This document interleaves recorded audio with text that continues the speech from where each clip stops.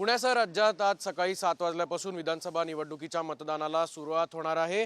मी सध्या पुण्यातील कोथरूड विधानसभा मतदारसंघातील परांजपे शाळेच्या ठिकाणी आहे आणि आपण जर पाहिलं तर या ठिकाणाच्या या केंद्रावरची तयारी जी आहे ती पूर्ण झालेली आहे। सकाळपासूनच चोख सुरक्षा बंदोबस्त जो आहे तो या ठिकाणी तैनात करण्यात आलेला आहे।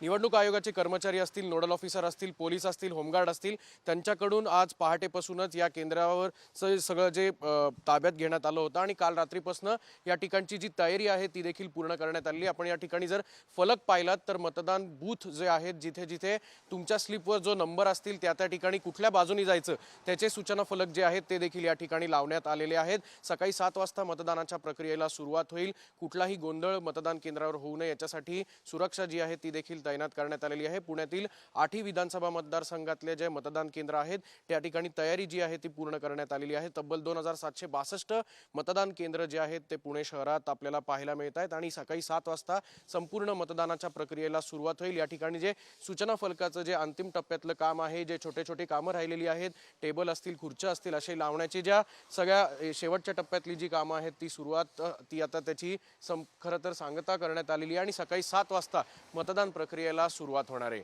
कॅमेरामन किरण काजेसह अक्षय बडवे, साम टीव्ही न्यूज, पुणे। देश विदेशातील प्रत्येक घडामोडींचे लाईव्ह अपडेट मिळवण्यासाठी आता साम टीव्हीच्या सर्व सोशल मीडिया प्लॅटफॉर्मला लाईक, फॉलो आणि सबस्क्राईब करा। तसंच सर्व नोटिफिकेशनसाठी बेल आयकॉन प्रेस करायला विसरू नका।